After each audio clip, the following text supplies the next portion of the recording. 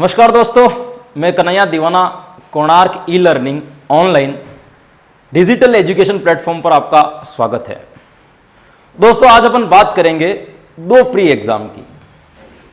एक तो होता है आपके एसटीसी और दूसरा होता है पीटीईटी। ये दोनों एग्जाम जो होते हैं वो किसके लिए?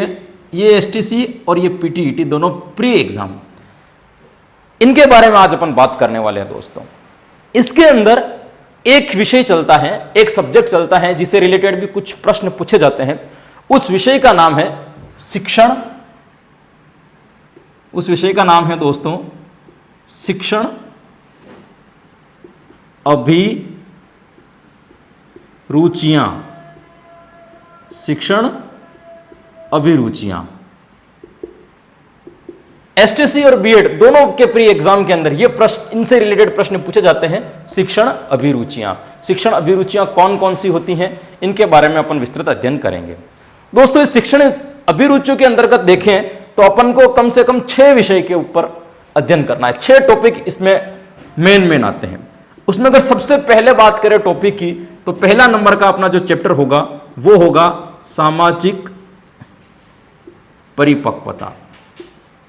कौन सा होगा? सामाजिक परिपक्वता। दूसरे नंबर के विषय के बारे में यदि अपन बात करें तो वो होगा अपना नेतृत्व। क्या होगा दोस्तों? नेतृत्व। पहले नंबर पर बात करें सामाजिक परिपक्वता की, दूसरे नंबर के विषय पर अपन बात करेंगे नेतृत्व। तीसरे नंबर की अपन बात करें तो आ जाएगा आपका संप्रेषण। क्या होगा दोस्तों? तीसरे नंबर पर संप्रेषण। संप्रेषण की बात करेंगे अपन तीसरे टॉपिक के अंदर। चौथे विषय के बारे में यदि बात करें तो चौथा विषय होगा आपका व्यावसायिक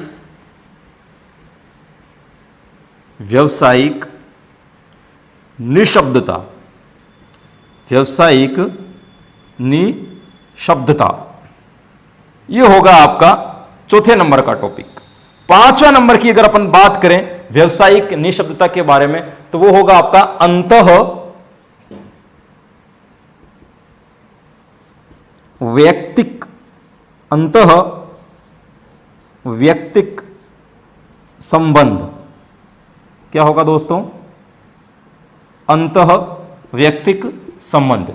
ये अपने 5 टॉपिक, सामाजिक परिपक्वता, नेतृत्व, संप्रेषण, 5वें नंबर पे है आपका व्यावसायिक निशब्दता और अंतःवैयक्तिक संबंध। इनके बारे में अपन बात करेंगे। और अंतिम जो आपका इसके ऊपर बचेगा वो होगा आपकी सजगता। क्या होगी? सजगता। ये 6 टॉपिक कौन कौन से दोस्तों?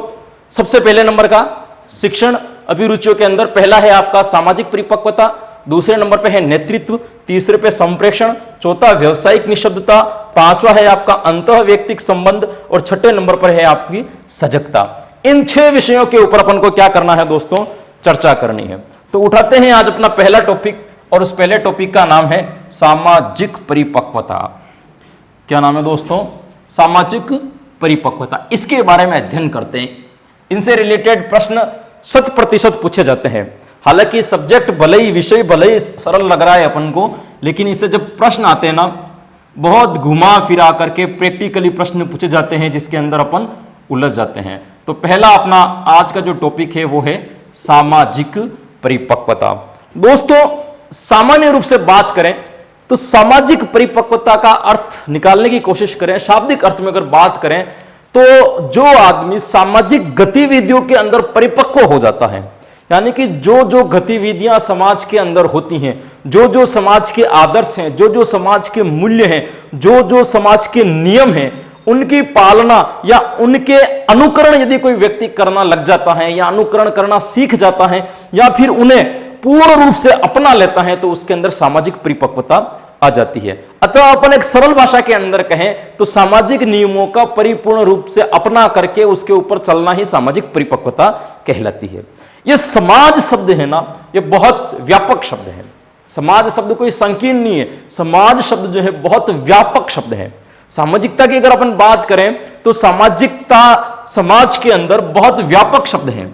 समाज को हम सिर्फ परिवार तक सीमित नहीं रह सकते, अतः आदमी अपने जीवन भर में जो कुछ भी क्रियाएं करता है, जो कुछ भी क्रियाकलाप करता है, वो सारी की सारी समाज के अंदर रह करके करता है, समाज के सम्मुख रह करके करता है, समाज के मध्य, समाज के बीच में रह करके करता है। तो दोस्तों, सामाजिक परिपक्वता की बात मैंने बताई कि सामाजिक परिपक्वता सामान्य अर्थ है कि समाज के नियमों के लिए परिपक्व हो जाना, उनके ऊपर चलना या उनको अपना लेना। बात करते हैं सामाजिक परिपक्वता की। कोई आदमी सामाजिक परिपक्वता को कैसे प्राप्त कर सकता है? तो दोस्तों, उसके 4 पक्ष हैं। कितने पक्ष है दोस्तों? 4 पक्ष है। सबसे पहला पक्ष है शारीरिक। कौन सा पक्ष है दोस्तों? शारीरिक। दूसरे पक्ष की अपन बात करें तो वो है आपका मानसिक। दोस्तों, आपको ध्यान लगा करके सुनना होगा। मैं बोर्ड पर बहुत कम लिखता हूं, जो मैं सुनाता हूं, जो मैं बोलता हूं, उसको आप ध्यान से सुनना, वहीं से आपके प्रश्न वगैरह बैठने वाले। बहुत सारा कंटेंट में बोल करके बता देता हूं। शारीरिक, मानसिक और आगे वाला होता है आपका संवेगात्मक पक्ष। कौन सा पक्ष? संवेगात्मक पक्ष। और चौथे नंबर पर अपन बात करें शारीरिक, मानसिक, संवेगात्मक और सामाजिक पक्ष। सामाजिक परिपक्वता की बात करें तो कोई भी व्यक्ति सामाजिक परिपक्व तब हो सकता है जब उसको इन चारों पक्षों से होकर के गुजरना पड़ता है। पहला शारीरिक, दूसरा मानसिक, तीसरा संवेगात्मक और चौथा सामाजिक। अब दोस्तों, यहां पर भी अपन बात करें तो शारीरिक, मानसिक और संवेगात्मक पक्ष जो है, शारीरिक, मानसिक, संवेगात्मक पक्ष हैं, वो कुछ हद तक अनुवांशिक होते हैं। यानी कि अधिकांश क्या होते हैं? अनुवांशिक। अपने पितरों से, अपने पूर्वजों से, अपने पूर्वजों के वातावरण के द्वारा जो उन्होंने अर्जन किए थे, वो सारे के सारे गुण इनको मिले होते हैं। शारीरिक, मानसिक और संवेगात्मक तो होते हैं आपके अनुवांशिक। लेकिन जो सामाजिक गुण होता है, यह व्यक्ति जन्म के बाद अपने वातावरण के द्वारा ग्रहण करता है। दोस्तों, ये याद रखना। अनुवांशिक के अंदर कौन से पक्ष आते हैं? शारीरिक, मानसिक और संवेगात्मक। अगर किसी के पापा लंबे हैं या मम्मी लंबी है, तो पिताजी और माताजी की अगर लंबाई ज्यादा है तो बच्चों का स्वतः लगभग जो बच्चा उत्पन्न होगा उनकी भी लंबाई ज्यादा होगी। मानसिकता की बात करें तो उच्च बुद्धि वाले, उच्च स्तर की बुद्धि वाले माता पिता होंगे तो उनकी मानसिक स्थिति भी क्या होगी? वैसी होगी। संवेगात्मक की बात करें तो संवेग भी कुछ हद तक होते हैं। वो क्या होते हैं दोस्तों? अनुवांशिक। लेकिन ये सामाजिक वाला जो गुण है वो पूरा का पूरा कहां से ग्रहण करता है? बालक वातावरण से ग्रहण करता है। तो बात करें कि सामाजिक परिपक्वता थी। सामाजिक परिपक्वता प्राप्त करने के लिए किसी भी बालक को इन चारों पक्षों से गुजरना पड़ता है। पहला सामाजिक, दूसरा मानसिक, तीसरा संवेगात्मक और चौथा सामाजिक। जब बालक इन चारों के चारों पक्षों को परिपूर्ण कर लेता है या अधिकांशतः पूर्ण कर लेता है, जब इनका अनुकरण करने लग जाता है या अपने जीवन में उनको उतार लेता है, तब उसका अपन कह सकते हैं कि क्या हो गया है? सामाजिक विकास हो गया है। तो 4 पक्ष आपको याद रखने हैं: शारीरिक, मानसिक, संवेगात्मक और सामाजिक। इन 4 पक्षों से गुजरने के बाद उसका क्या हो जाता है? सामाजिक परिपक्वता। इसमें भी आपको याद रखना है कि शारीरिक, मानसिक और संवेगात्मक जो होते हैं वो अनुवांशिक होते हैं, और सामाजिक गुण जो होता है वो बालक कहां ग्रहण करता है? वातावरण के अंदर ग्रहण करता है। दोस्तों, ये तो होती है इनके पक्षों की बात।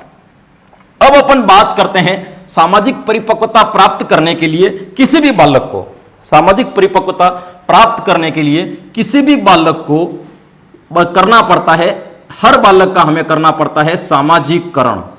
यह क्या होता है दोस्तों? सामाजिकरण। बच्चा जब जन्म लेता है, जन्म के बाद चाहे वो परिवार के अंदर रहे, चाहे वो विद्यालय के अंदर रहे, चाहे वो समाज के किसी भी क्षेत्र के अंदर रहे, किसी भी संस्था के अंदर रहे, हर सब लोग मिलकर के इसका क्या करते हैं? सामाजिकरण। यानी सामाजिकरण का अगर शाब्दिक अर्थ अपन निकालें, सिंपल अर्थ यदि अपन निकालें, तो यह हो सकता है कि बालक को समाज में रहने के लिए योग्य बनाना, या फिर समाज के नियमों का पालन करने के लिए, समाज के नियमों का अनुकरण करने के लिए, समाज के सिद्धांतों को बताना क्या कहलाता है? सामाजिकरण कहलाता है। यह दोस्तों मुख्य बिंदु है। पूरे चैप्टर के अंदर अपन इसके ऊपर घूमेंगे कि सामाजिकरण कैसे किया जाता है। तो सारा का सारा खेल इस सामाजिकरण का है। तो यहां तक अपन ने बात कर ली सामाजिकरण की। अब तीसरे नंबर पर बात आती है। दोस्तों, पहले अपन ने पक्ष पढ़ लिए और सामाजिक परिपक्वता का मुख्य आधार क्या होता है? सामाजिकरण, वो अपन ने पढ़ लिया। दूसरे नंबर पर आती हैं विधियां। क्या आती हैं दोस्तों? विधियां। सामाजिक परिपक्वता या सामाजिकरण करने की विधियां कौन कौन सी है, यह भी इंपॉर्टेंट है। सामाजिकरण करने की विधियां कौन कौन सी? अब विधियों की बात करें, किन किन विधियों के माध्यम से बालक का सामाजिकरण किया जा सकता है, तो सबसे पहली जो विधि आती है वो आती है यहां पे अनुकरण। क्या आती है दोस्तों? अनुकरण। अब दोस्तों अनुकरण विधि जो है, इसके द्वारा कोई बालक अगर जन्म लेता है तो आपने देखा होगा कि अक्सर बच्चे के जो दादाजी होते हैं वो अक्सर बचपन में ही उसको मंदिर में ले जाना प्रारंभ कर देते हैं, या भक्ति वाले कोई कार्यक्रम होते तो उनमें ले जाना शुरू कर देते हैं, सांस्कृतिक कार्यक्रमों में ले जाना प्रारंभ कर देते हैं। वो क्या करवाना चाहते हैं? वो ये करवाना चाहते हैं कि जब दादाजी मंदिर के अंदर जाते हैं तो सबसे पहले जाकर के भगवान के चरण स्पर्श करते हैं, या फिर भगवान को फूल अर्पित करते हैं, या भगवान के धूप बत्ती कुछ भी करते हैं, तो बच्चा उनको देखता है। वो बच्चा उनको देखता है कि जिस प्रकार दादाजी ने जो क्रियाकलाप मंदिर में किया था, 1 दिन 2 दिन 4 दिन 5 दिन या 10 दिन तक उनके साथ में जाता है, तो अगले दिन से वो भी वैसी ही क्रिया करने लग जाता है जैसे उनके दादाजी ने की थी। तो ये होता है सामाजिककरण की पहली विधि की अपन बात करें तो वो होता है दोस्तों अनुकरण। यानी बालक का सामाजिककरण सर्वाधिक अगर किया जाता है तो वो अनुकरण के माध्यम से किया जाता है। ऐसी कई गतिविधियां हैं जिनके उदाहरण देकर मैं आपको समझा सकता हूं। बहुत सारी विधियां हैं जिसके माध्यम से बालक सिर्फ और सिर्फ अनुकरण करके सीखता है। दूसरी एक विधि की अपन बात करें तो दूसरी विधि होती है उपदेश। क्या होती है दोस्तों? उपदेश। बच्चे का सामाजिककरण करने की दूसरी विधि होती है आपकी उपदेश। बालक को उपदेश देकर के, बालक को व्याख्यान देकर के, बालक को ज्ञान देकर के, बालक को समाज के बारे में बता करके उसका क्या किया जा सकता है दोस्तों? सामाजिककरण किया जा सकता है। तो दूसरी विधि का नाम आता है आपकी, वो होता है उपदेश। तीसरी विधि की बात करें इसी के अंदर तो वो होती है पहचान। बालक का सामाजिककरण पहचान करने के बाद सीखता है। यानी कि आप जिस एग्जांपल बताता हूं मैं आपको कि किसी गणपति के मंदिर में जाने के बाद, किसी गणपति के मंदिर में जाने के बाद उनके दादाजी बच्चे को बोलते हैं कि ये गणपति जी का मंदिर है या ये गणेश जी का मंदिर है, तो बच्चे ने उस गणेश जी की क्या कर दी? पहचान कर दी कि ये ऐसी जो होती है जिनके एक सूंड होती है लंबी सी, या जिस प्रकार जिनको लड्डू चढ़ाए जाते हैं, तो इस प्रकार की एक थीम, एक प्रकार का अपन कहते संप्रति अपने दिमाग के अंदर वो बना देता है। तो वो क्या कर ली? उसने पहचान कर ली। तो तीसरी विधि जो होती है आपकी पहचान, यानी बालक जो सीखता है वो क्या करने से सीखता है? पहचान करने से। चौथी विधि आती है सामाजिककरण करने के लिए, वो होती है पुरस्कार एवं दंड। पुरस्कार एवं दंड, यह विधि भी इंपॉर्टेंट है। जब बालक कोई अच्छी क्रिया करता है, जब बालक कोई अच्छी क्रिया करता है, सपोज मानिए कि अपने घर का कोई बच्चा है, वो रोज सुबह उठ करके भगवान के सामने दिया बत्ती करने चला जाता है, भगवान की पूजा अर्चना करने चला जाता है, भगवान की प्रार्थनाएं करता है, तब हमें क्या देंगे? पुरस्कार देते हैं, शाबाश बच्चा बहुत अच्छा कर रहा है। उसका क्या हो रहा है? सामाजिककरण हो रहा है। तो अपन क्या करते हैं? अच्छा, शाबाश, बहुत अच्छा। घर के अंदर कोई मेहमान आते हैं तो बच्चा उठ करके उनके क्या छूता है? पांव छूता है। तब अपन क्या करते हैं? वेरी गुड, बहुत अच्छा, ऐसी आपके अंदर होनी चाहिए। तो वो क्या हो गया? इसका पुरस्कार हो गया। लेकिन दंड भी देते हैं हम। जैसे घर के अंदर कोई मेहमान आते हैं और बच्चा दौड़ करके जाकर के उनकी गोद में बैठ जाता है, और अपन ने जो उनको पानी दी थी, उन्होंने पानी की गिलास टी टेबल पर रखी, और बच्चा क्या करता है? अपने पांव को इतने तेज से हिलाता है कि पानी की गिलास नीचे डाल देता है। उस वक्त तो भले ही अपन कुछ नहीं कहेंगे, आंखें निकाल लेंगे, लेकिन मेहमान जाने के बाद हम उसे क्या देंगे?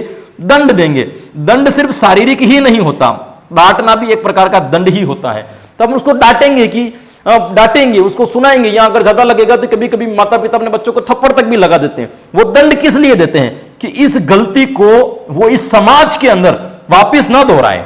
इस दंड देने से उसके दिमाग में यह बैठ जाता है कि घर में कोई भी मेहमान आता है तो उनके सामने हमें ज्यादा मस्ती नहीं करनी चाहिए, ऐसा कोई क्रियाकलाप नहीं करना चाहिए जो सामाजिकता के खिलाफ हो। तो यह देने के लिए उसे क्या किया जाता है? दंड दिया जाता है। तो दोस्तों प्रमुख विधियां थी ये 4। पहली कौन सी थी? अनुकरण, दूसरी उपदेश, तीसरी पहचान, और चौथे नंबर की जो है वो आपकी पुरस्कार एवं दंड। ये होती है दोस्तों विधियों की बात। विधियां कौन कौन सी है इनकी बात हमने यहां पे कर ली। तो दोस्तों सामाजिककरण की 4 विधियां मैंने आपको बताई थी। उपदेश देकर, अनुकरण कर कर, और उसके बाद में पहचान कर कर, या फिर पुरस्कार एवं दंड देकर के बात की जाती है। आगे वाले टॉपिक की अपन बात करते हैं तो वो होती हैं आपकी संस्थाएं। क्या होती है? संस्थाएं। सामाजिककरण की संस्थाएं कौन कौन सी होती है? दोस्तों सामाजिककरण ही शब्द चलेगा, याद रखना। सामाजिककरण की संस्थाएं कौन कौन सी होती है? किस किस के माध्यम से जो है बच्चों को सामाजिककरण किया जा सकता है, या अपन इस संस्थाओं को अभिकरण भी कहते हैं। यह शब्द आ जाए तो भी आप घबराना मत। अभिकरण शब्द आ जाए ना तो भी घबराना मत। अभिकरण और संस्थाएं दोनों क्या होती है? एक ही होती है। संस्थाओं की बात करें तो दोस्तों 2 संस्थाओं के अंदर मैंने इनको डिवाइड किया है। वो है, सबसे पहली होती है आपकी प्राथमिक संस्थाएं या प्रारंभिक संस्थाएं। कौन सी दोस्तों? प्राथमिक या प्रारंभिक। दूसरे नंबर पर इधर बात करें तो आती है आपके द्वितीयक संस्थाएं। कौन सी संस्थाएं होती है बच्चों? द्वितीयक संस्थाएं। यहां से प्रश्न उठ सकता है, पहला आपकी प्राथमिक संस्थाएं, दूसरी आपकी द्वितीयक संस्थाएं। प्राथमिक संस्थाओं के अंदर बात करें तो परिवार से संबंधित जितनी भी संस्थाएं होती है वो उसके अंदर आती है। जैसे पहले ही अपन लिखें तो सबसे पहली संस्था का नाम भी अपन परिवार लिख देते हैं। सबसे पहली संस्था कौन सी हो गई? परिवार हो गई। दूसरे नंबर की संस्थाओं की बात करें तो मित्र मंडली हो गई। मित्र मंडली भी क्या है? प्राथमिक संस्थाओं के अंतर्गत ही आती है। तीसरे नंबर पर बात करें अपन तो आस पड़ोस या पड़ोसी कह सकते हैं, पास या नजदीक रहने वाले पड़ोसी। पड़ोसी भी किस में आते हैं? आपके पास या पड़ोस, ये किस में आता है? आपके इसके अंदर परिवार हो गया, मित्र मंडली होगी, पास पड़ोस हो गए। चौथे नंबर पर रिश्तेदार हो गए। आपके जितने भी रिश्तेदार होते हैं वो भी क्या होते हैं? प्राथमिक संस्थाओं के अंदर ही आते हैं। पांचवें नंबर पर अपन आगे नंबर की बात करें तो उत्सव। परिवार के अंदर जितने भी कार्यक्रम होते हैं, उत्सव जितने भी होती हैं, रक्षाबंधन, दीपावली, होली, वो सारे के सारे किसके अंदर आते हैं? प्राथमिक संस्थाएं। यानी बच्चों का सामाजिकरण किन किन संस्थाओं के माध्यम से हो सकता है? बच्चों का सामाजिकरण परिवार के माध्यम से भी होता है, बच्चों का सामाजिकरण मित्र मंडली के माध्यम से भी होता है, बच्चों का सामाजिकरण पास पड़ोस से भी होता है, रिश्तेदारों से भी होता है, उत्सव के माध्यम से भी होता है। क्योंकि इन सभी के अंदर बच्चा समाज के नियमों को, समाज के सिद्धांतों को, समाज के आदर्शों को, समाज के मूल्यों को जानने का प्रयास करता है। परिवार भी उन्हें वही शिक्षा देती है। जैसे उसकी मित्र मंडली होगी वैसे ही उसका क्या होगा? सामाजिकरण होगा। जैसे उसके पास पड़ोस के लोग होंगे वैसे ही बच्चे के अंदर क्या होगा? सामाजिकरण होता। सपोज मानिए कि कोई एक परिवार ऐसी कॉलोनी के अंदर रहता है जिसमें सर्वाधिक डॉक्टर परिवार रहते हैं, लेकिन एक परिवार ऐसा रहता है जिसके परिवार में कोई डॉक्टर नहीं है, मध्यम कैटेगरी का है, लेकिन वो बार बार उन डॉक्टर परिवारों के रहन सहन या उनके तरीकों को देखता है तो उसके बच्चे के मन में भी एक भावनाएं आ जाती है कि मुझे भी क्या बनना चाहिए? डॉक्टर बनना चाहिए। क्योंकि उनके आस पड़ोस से उनके ऊपर प्रभाव डाला कि अगर अच्छी जिंदगी जीनी है, अच्छा जीवन यापन करना है, मध्यम वर्ग से ऊपर उठना है तो मुझे भी क्या बनना चाहिए? डॉक्टर बनना चाहिए। यह भावना कहां से? आस पड़ोस से। यानी बच्चों का सामाजिकरण आस पड़ोस से भी होता है, रिश्तेदारों से भी होता है। कैसे रिश्तेदार उसके पास में आ रहे हैं, किस किस प्रकार की क्रियाकलाप कर रहे हैं, बच्चे रिश्तेदारों से भी काफी प्रभावित होते हैं। पांचवें नंबर पर उत्सव, होली, दीपावली, रक्षाबंधन, जितने भी त्योहार, जन्माष्टमी, राधाष्टमी हम मनाते हैं, उन सभी त्योहारों के अंदर भी बच्चा सीखता है कुछ न कुछ और उसका क्या होता है? सामाजिकरण। तो दोस्तों ये तो हो गई आपकी प्राथमिक संस्थाएं। अब द्वितीयक संस्थाओं की अपन बात करें इधर तो द्वितीयक संस्थाओं में सबसे पहले अपन लेते हैं आपकी धार्मिक संस्थाएं। कौन कौन सी? धार्मिक संस्थाएं। यानी जितने भी धार्मिक कार्यक्रम होते हैं वो द्वितीयक संस्थाओं के अंतर्गत आते हैं। धार्मिक जैसे हनुमान जयंती के ऊपर कार्यक्रम करना वो भी कौन सी संस्थाओं के अंदर आएगा? धार्मिक संस्थाएं। भजन कीर्तन भी किसके अंदर आते हैं? धार्मिक आरती वगैरह सब किसके अंदर आता है? धार्मिक संस्थाएं अंदर। यानी कि धार्मिक संस्थाएं भी क्या करती हैं? बच्चों का सामाजिकरण करती हैं। वो किसी भी मंदिर में या किसी भी धार्मिक संस्था के स्थल पर जाता है तो वहां जाकर के क्या सीखता है कि जिस प्रकार के क्रियाकलाप वहां लोग कर रहे होंगे वैसा का वैसा वो बालक भी क्या करेगा? करने का प्रयास करेगा। तो सबसे पहली होगी आपकी धार्मिक संस्थाएं। दूसरे नंबर पर बात करें तो राजनीति। कौन सी दोस्तों? कौन सी नीति? राजनीति संस्थाएं। ये जितनी भी राजनीतिक संस्थाएं होती हैं वो भी किसके अंदर आती हैं? द्वितीयक संस्थाएं के अंदर। ग्राम पंचायत से लेकर संसद तक, ग्राम पंचायत ले लो, पंचायत समिति ले लो, विधानसभा ले लो, परिषद ले लो, उसके बाद में आपकी लोकसभा ले लो, संसद ले लो, सब की सब क्या आती है? राजनीतिक संस्थाएं। वो भी बच्चों का क्या करती है? सामाजिकरण। क्योंकि बच्चे अपने संविधान के बारे में, अपने कर्तव्यों के बारे में, मूल अधिकारों के बारे में अपना सामाजिकरण किसके माध्यम से करता है? राजनीतिक संस्थाओं के माध्यम से करता है। तो ये भी बच्चों का क्या करती है? सामाजिकरण। तीसरे नंबर पर बात करें तो आर्थिक रूप से सहयोग करने वाली संस्थाएं। जो बच्चों को किसका सहयोग करती है? आर्थिक सहयोग करने वाली संस्थाएं। आर्थिक सहयोग करने वाली संस्थाएं कौन कौन सी होती है? बैंक। जितने भी बैंक होते हैं, सहकारी बैंक मान लो, समिति मान लो, वो सारी की सारी क्या करती हैं? आर्थिक सहायता करती हैं। तो आर्थिक सहायता करने वाली भी जितनी भी संस्थाएं हैं वो भी किसके अंदर आती हैं? आपकी द्वितीयक संस्थाओं के अंदर आती है। उसके माध्यम से बच्चा क्या करता है? अपना सामाजिकरण करता है। आगे की बात करें अपन तो आपके विद्यालय जितना भी है, विद्यालय, महाविद्यालय, विश्वविद्यालय, वो भी किसके अंदर आते हैं? द्वितीयक संस्था के अंतर्गत आते हैं। इससे भी बच्चों का क्या होता है? सामाजिकरण होता है। इसके बाद बात करें तो एक मोटे तौर पर जनसंचार के साधन।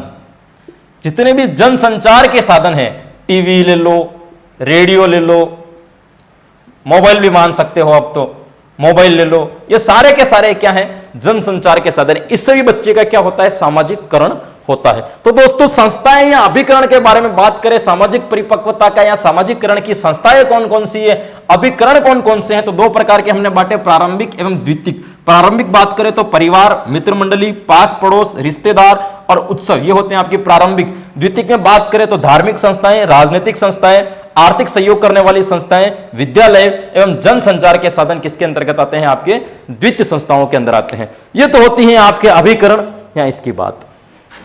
तो दोस्तों अभी तक हमने इसका अर्थ भी पढ़ लिया था, इनके पक्ष जो थे वो भी हमने पढ़ लिए थे, सामाजिककरण क्या है वो भी हमने पढ़ लिया था, बच्चों का सामाजिककरण कैसे कैसे होता है वो भी हमने अभी तक यहां पर पढ़ लिया था।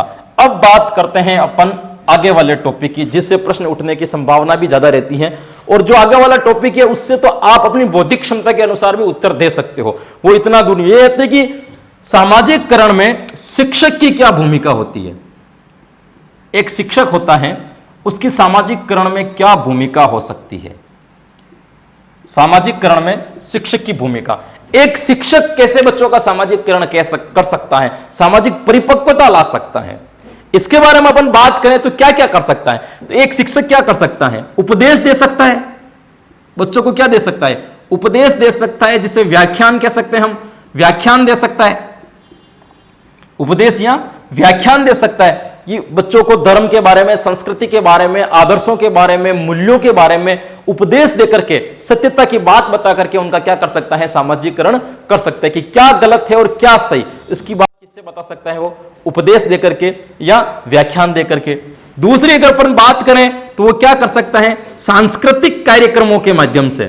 कौन से दोस्तों, सांस्कृतिक कार्यक्रमों के माध्यम से भी क्या कर सकता है, बच्चों का सामाजिककरण कर सकता है। अपने विद्यालय के अंदर सामाजिक कार्यक्रम रखवाएं, जैसे बाय द वे मानो कि रक्षाबंधन का कोई उत्सव रखवाया या जन्माष्टमी का कोई उत्सव रखवाया, तो जिस दिन उत्सव रखवाएंगे उस दिन वो सांस्कृतिक कार्यक्रम के माध्यम से बच्चों का क्या कर देंगे, सामाजिककरण कर देंगे, यानी उस उत्सव के बारे में समस्त जानकारी उनको एक प्रायोगिक तरीके से, प्रैक्टिकल तरीके से बता देंगे, तो ये बच्चों का क्या हो जाएगा, सामाजिककरण हो जाएगा। इससे बाद में बात करें, उपदेश देकर के कर सकता है, इसके माध्यम से कर सकता है। तीसरा ब्राह्मण, तीसरा क्या आता है, ब्राह्मण, भ्रमण के माध्यम से भी बच्चा क्या कर सकता, अध्यापक क्या कर सकता है, बच्चों का सामाजिककरण कर सकता है। किसी पर्यावरणीय स्थलों पे, किसी वन्य अभ्यारण्यों के अंदर या किसी पर्यटन स्थल पर, किसी दुर्ग के अंदर ले जा करके उनके बारे में बता करके, अभी के बारे में, पूर्व के बारे में कल्पना करके या वन्य जीवों के बारे में बता करके भी बच्चों का क्या कर सकता है, सामाजिककरण कर सकता है। तो तीसरा अपना टॉपिक क्या हो गया, भ्रमण के माध्यम से कर सकता है, उपदेश के माध्यम से कर सकता है, सांस्कृतिक कार्यक्रमों के माध्यम से कर सकता है, भ्रमण के माध्यम से कर सकता है। अगले टॉपिक की अगर अपन बात करें तो इनके बाद में शिक्षण के माध्यम से, किसके माध्यम से, शिक्षण के माध्यम से, कक्षा कार्य में जो शिक्षण कराया जाता है उसके माध्यम से भी बच्चे का सामाजिककरण किया जा सकता है। कैसे कि जैसे कोई परिवार, कोई ऐसा टॉपिक पढ़ा रहे हैं जिसमें परिवार की बात आ जाती है या परिवार से रिलेटेड कोई बात आ जाती है, तो उस परिवार को पूरा का पूरा समझा दिया कि सामूहिक परिवार किसे कहते हैं, एकल परिवार कैसे कहते हैं, एकल परिवार के कर्तव्य क्या होते हैं, संयुक्त परिवार के कर्तव्य क्या होते हैं, नियम क्या होते हैं, ये सारी की सारी बातें कब बताई, जब एक परिवार का टॉपिक आया, और परिवार का टॉपिक पाठ्यक्रम में पढ़ाते पढ़ाते आया और आते ही उन्होंने क्या कर दिया, उनकी जानकारी दे दी, तो बच्चों का क्या कर दिया, उसने सामाजिककरण कर दिया। इसके अलावा भी बहुत सारी चीजें हैं दोस्तों, जो मोटे तौर पर आपको पता होगी कि शिक्षक बहुत सारी तरीकों से कर सकता है सामाजिककरण, अपने करके अध्यापकों से, अभिभावकों से बात करने के बाद उनके बच्चों के अंदर क्या क्या कमियां है वो सुधारने के बाद भी कर सकता है। बच्चों का एक और याद रख लेना इसके अंदर इंपॉर्टेंट है, वो है बच्चों का निरीक्षण करके, क्या करके दोस्तों, निरीक्षण करके भी वो क्या कर सकता है, बच्चों का सामाजिककरण कर सकता है। किसी बच्चे को देखता है कि वो बच्चा धूम्रपान कर रहा है तो उसको दूसरे दिन स्कूल में बुला करके, टीचर ने निरीक्षण किया कि वो क्या कर रहा है, धूम्रपान, तो बुला करके धूम्रपान से क्या क्या नुकसान है वो बता करके उसको सही तरीके में लिया था, तो बच्चों का क्या कर दिया उसने, सामाजिककरण। मोटे तौर पर देखे तो इन 4-5 माध्यमों से बच्चे का सामाजिककरण शिक्षक करता है, उपदेश या व्याख्यान देकर, सांस्कृतिक कार्यक्रमों के माध्यम से, भ्रमण के माध्यम से, शिक्षण के माध्यम से या निरीक्षण के माध्यम से। यहां तक दोस्तों मेरे हिसाब से आपको पूरा का पूरा समझ में आ गया होगा। शिक्षक की भूमिका जो होती है, यहां से बहुत सारे प्रश्न प्रैक्टिकली पूछे जाते हैं, अपन इसे भी बात करेंगे किस प्रकार के प्रश्न यहां से पूछे जाते हैं, लेकिन पहले एक बार समझ लेते हैं। तो शिक्षक की भूमिका के बारे में लिखवाना चाहे तो 100 से ज्यादा पॉइंट आपको लिखा सकते हैं, लेकिन वो सारी की सारी आपकी बौद्धिक क्षमताओं के अनुसार होगा, मतलब वो सारा का सारा आपको पता होगा। अगला अपना टॉपिक आता है, वो आता है सामाजिककरण के उपतंत्र। क्या आता है दोस्तों? उपतंत्र। आपके इन 6 टॉपिक में से सबसे बड़ा टॉपिक है ये सामाजिक परिपक्वता। तो आप क्या आता है उपतंत्र, या इन उपतंत्र को अपन ये इसे अपन कहते हैं उप संस्थाएं। क्या कहते हैं? उप संस्थाएं, यानी सामाजिककरण करने की उप संस्थाएं। मुख्य संस्थाएं अलग होती हैं और उप संस्थाएं अलग होती हैं, तो इसे अपन संस्थाएं भी कह सकते हैं या उप संस्थाएं कह सकते हैं या उपव्यवस्था भी कहते हैं। बहुत सारी किताबों में यह शब्द भी छपा हुआ है, उपव्यवस्था। इस उपव्यवस्था को भी अपन क्या कह सकते हैं? उपतंत्र, उप संस्थाएं या उपव्यवस्थाएं। ये क्या होती है दोस्तों? उप का मतलब होता है मेन से हटकर के अतिरिक्त, मेन से हटकर के अतिरिक्त। जैसे अपन बात करें परिवार, जैसे अपन बात करें परिवार, ये परिवार क्या है? अपना मुख्य तंत्र है। लेकिन अपन इस परिवार के बारे में बात करें कि इस परिवार के अलग विद्यालय, विद्यालय क्या हो गया? एक उपतंत्र हो गया। बच्चा सर्वाधिक परिवार में रह रहा है, यहां पे भी उसका सामाजिककरण हो रहा है, लेकिन एक उपतंत्र हो गया आपका विद्यालय, इसके माध्यम से भी तो बच्चों का सामाजिककरण हो रहा है। तो ये जो विद्यालय है वो किसका उपतंत्र हो गया? परिवार का। तो ये उपतंत्र का मतलब होता है कि मेन तंत्र से, मुख्य तंत्र से अतिरिक्त अगर कोई संस्था है जो बच्चों का क्या करती है?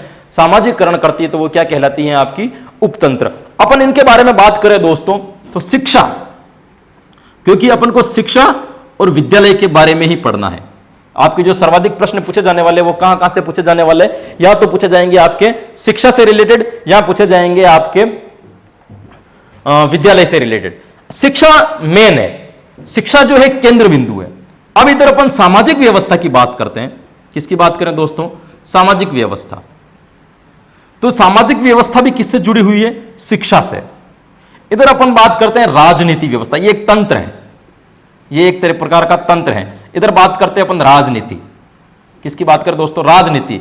इसी सामाजिक व्यवस्था से क्या जुड़ी हुई है? राजनीति। इसी राजनीति से क्या जुड़ा हुआ है?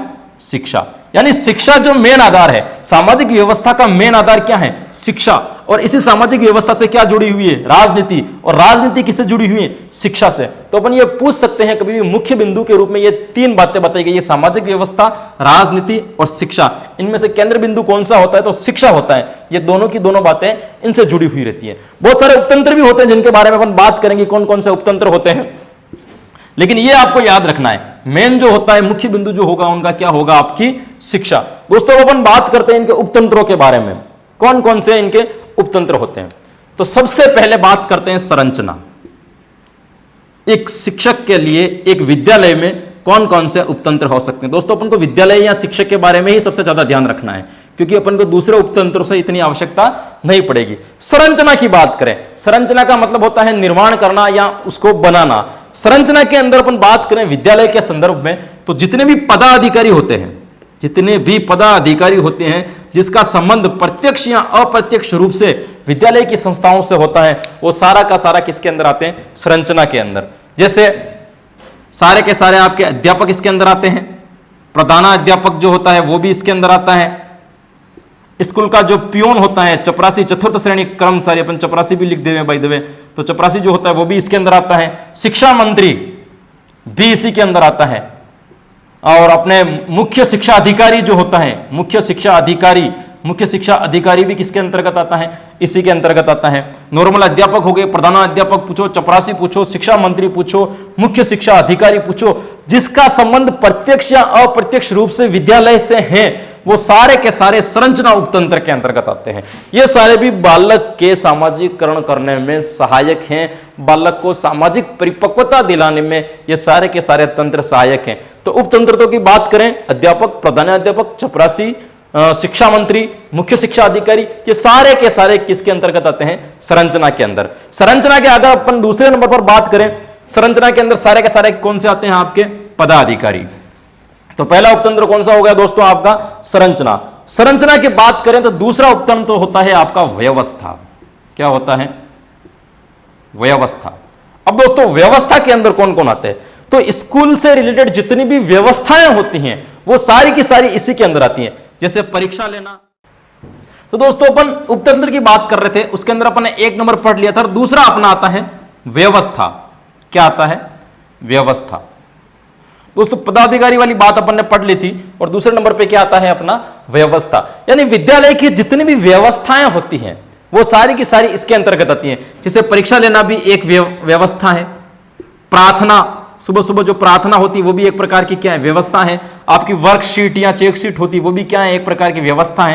यानी विद्यालय की जितना भी कार्य होता है या शिक्षण से रिलेटेड, शिक्षक से संबंधित जितने भी कार्य होते हैं वो किसके अंतर्गत आते हैं? आपकी व्यवस्था के अंतर्गत आते हैं।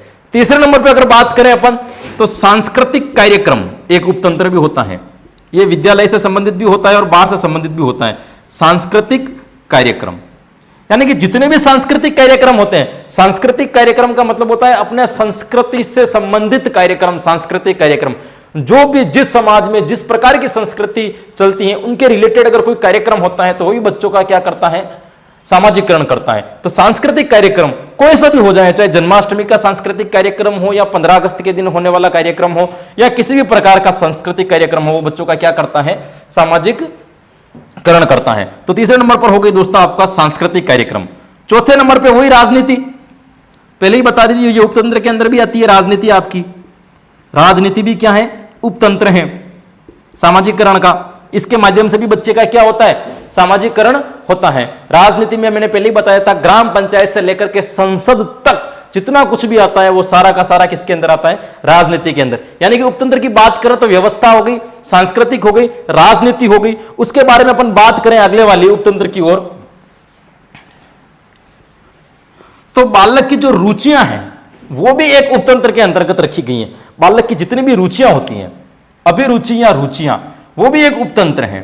इस रुचियों का ध्यान रख करके बाकी जितने भी उपतंत्र हैं शिक्षण से रिलेटेड, बात करें अपन शिक्षा से रिलेटेड, बालक की रुचियों को ध्यान में रख करके भी उसका सामाजिकरण कौन करता है? शिक्षक करता है। कौन करता है? शिक्षक। तो अपन कह सकते हैं कि रुचियां जो होती है वो भी एक प्रकार का क्या है? आपका उपतंत्र। तो मोटे मोटे तौर पर दोस्तों आपके ये उपतंत्र थे, संरचना, सांस्कृतिक कार्यक्रम, रुचियां या व्यवस्था। ये हो गई आपके उपतंत्र की बात। जितने भी उपतंत्र थे उनकी बात हो गई। एक टॉपिक छोटा सा और आता है, वो आता है आपका जितने भी उपतंत्र हैं, जितने भी उपतंत्र हैं इनका विद्यालय के उपतंत्रों के साथ में क्या संबंध है या शिक्षा से क्या संबंध है? विद्यालय उपतंत्र कह सकते हैं अपन या शिक्षा के उपतंत्र कह सकते हैं। यानी कि जितने भी बाहरी उपतंत्र हैं इनका विद्यालय उपतंत्र या शिक्षा उपतंत्र या शिक्षा उपतंत्र के साथ में क्या संबंध है? तो दोस्तों इसको आप एक चार्ट के साथ में समझना। तो सबसे पहले मैंने बताया था कि बालक जो होता है वो क्या होता है? मुख्य बिंदु होता है, जिसे हम शिक्षा कहते हैं। शिक्षा किसको दी जाती है? बालक को दी जाती है। ये अपना हो गया मुख्य बिंदु। इसी के अगर अपन एक तरफ की बात करें, इधर लिख देते हैं अपन धर्म।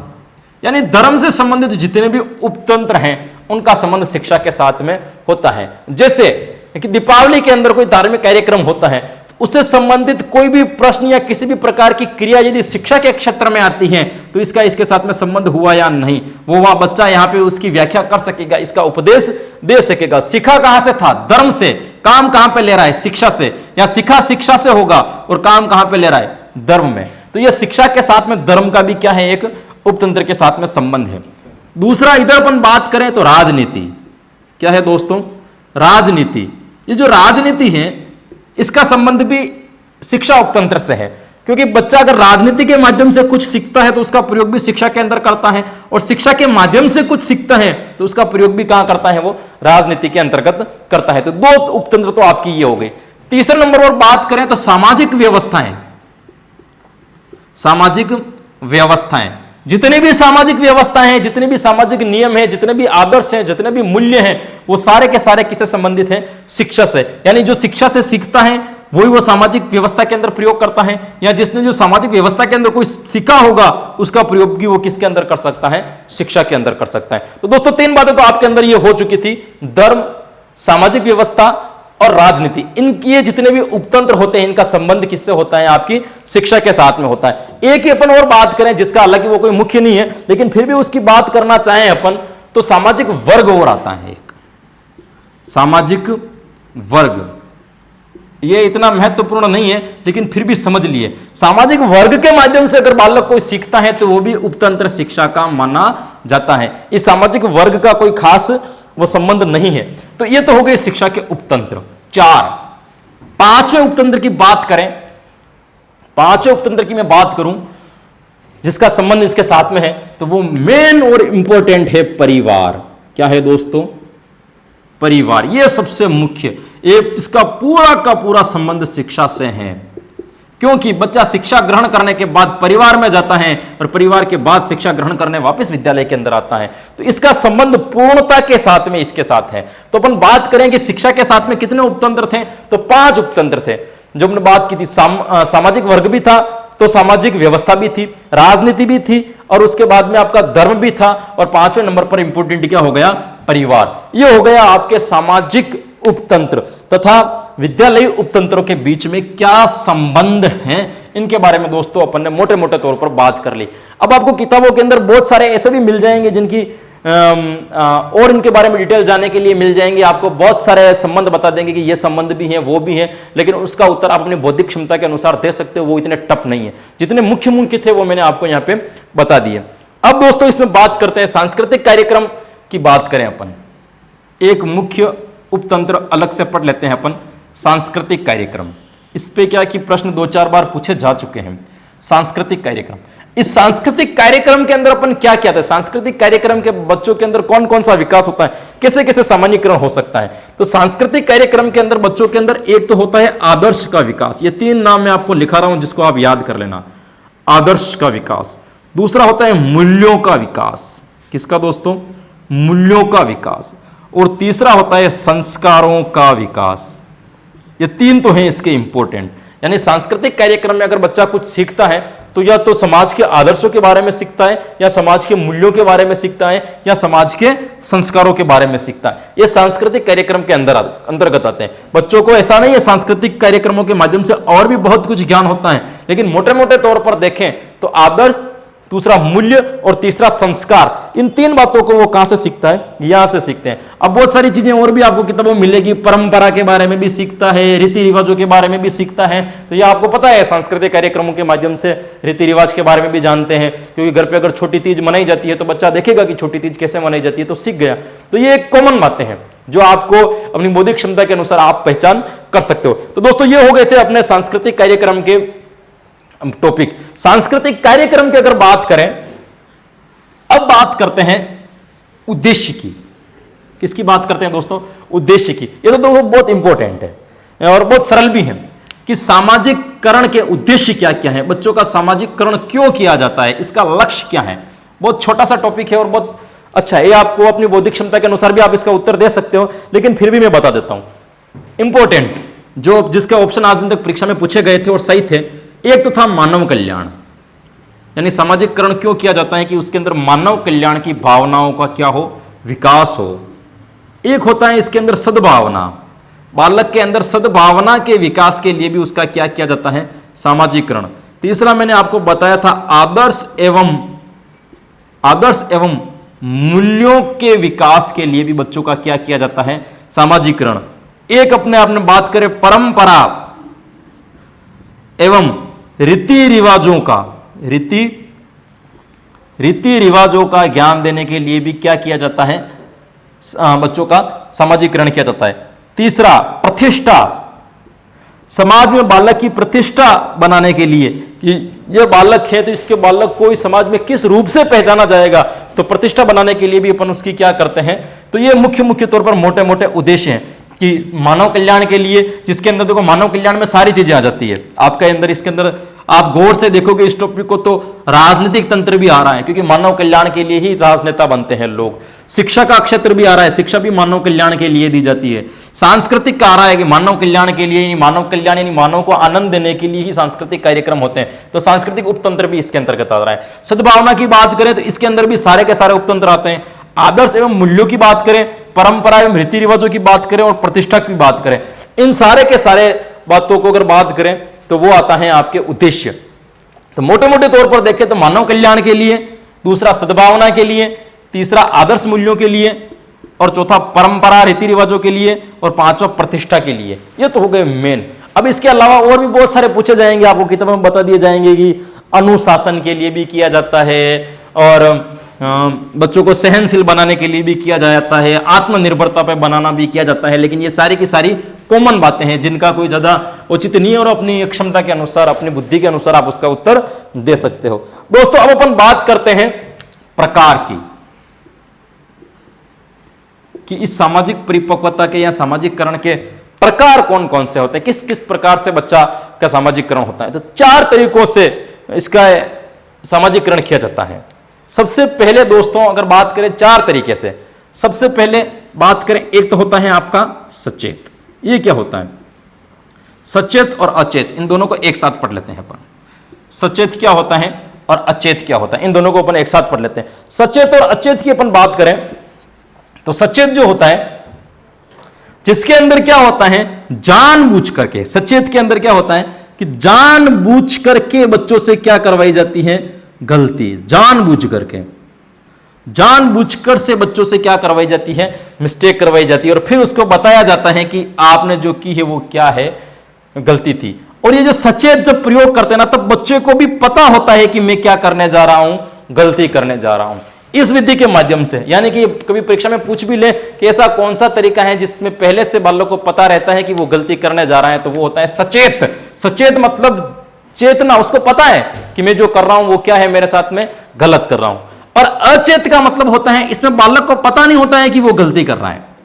सचेत के अंदर बालक को पहले से पता होता है कि वो गलती कर रहा है, लेकिन अचेत के अंदर पता नहीं होता है। जैसे घर के अंदर बारिश में से कोई बच्चा बाहर से भीगता हुआ आया और उसके जूते जो है पूरे के पूरे बारिश में खराब है, वो जिसने जड़ से दरवाजा खोला और सीधा घर के अंदर घुस गया और पूरी फर्श को क्या कर दिया, उसने खराब कर दिया। ये जो सीधा अंदर घुसा ना, ये अचेत है, इसको पता नहीं था कि मैं गलती कर रहा हूं। तो इसके माध्यम से उनके घर वाले दंड या पुरस्कार के माध्यम से, सिर्फ एक विधि के द्वारा, दंड या पुरस्कार के माध्यम से, इसने गलती की तो जायज दंड मिलेगा, तो इस दंड के माध्यम से उसको वापस क्या किया जाता है, सामाजिककरण किया जाता है कि कभी भी इस तरीके से घर में सीधे नहीं घुसे जाते हैं। तो ये हो गया आपका सचेत और ये हो गया अचेत। सचेत वो होता है जिसके अंदर इनको पता हो, जिसमें इनको पता हो, और अचेत वो होता है जिसमें बालक को पता नहीं होता है।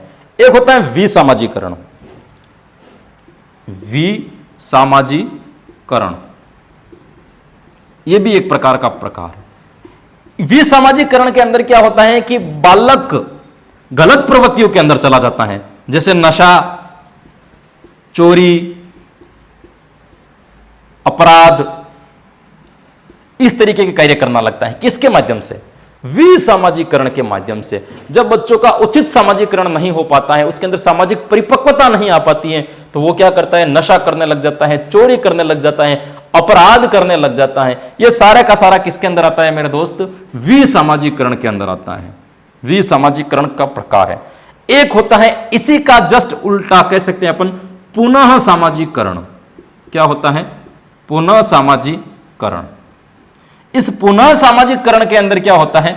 इस पुनः सामाजिककरण के अंदर जो ये बच्चे अपराध करते हैं, चोरी करते हैं, नशा करते हैं, उनको क्या करते हैं, जो लोग अपने सामाजिककरण के कारण या न्यून सामाजिककरण के कारण सामाजिक परिपक्वता नहीं आ पाई है, उन बच्चों को वापस सही तरीका बता करके उनको समाज के अंदर लाया जाता है, समाज के अंदर उपस्थित कराया जाता है। जिन बच्चों को समाज के गलत नियमों का ज्ञान हो, उन बच्चों को सही नियम बता करके उनको वापस समाज में लाया जाता है। वो क्या कहलाता है? आपका पुनः सामाजिकरण। तो 4 विधियां दोस्तों इनके अंदर थी। एक थी आपकी सचेत, दूसरी थी अचेत, तीसरी थी पुनः सामाजिकरण, और एक था विसामाजिकरण। ये अपन ने पढ़ लिए इसके प्रकार। इसका अंतिम टॉपिक बनता है, वो है अवस्थाएं। वो है आपकी अवस्थाएं। क्या है दोस्तों? अवस्थाएं।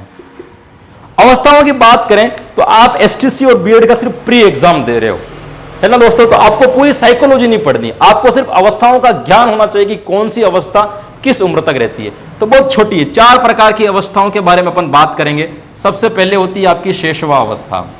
कौन सी होती है? शैशवा अवस्था।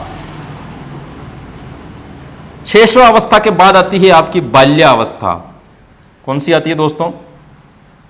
बाल्यावस्था। बाल्यावस्था के बाद में बात करें तो आपकी आती है किशोरावस्था। कौन सी आती है? किशोरावस्था। और किशोरावस्था की बात, यहां तक दोस्तों मेरे हिसाब से आपको पूरा का पूरा समझ में आ गया होगा। कितने मिनट का हो गया?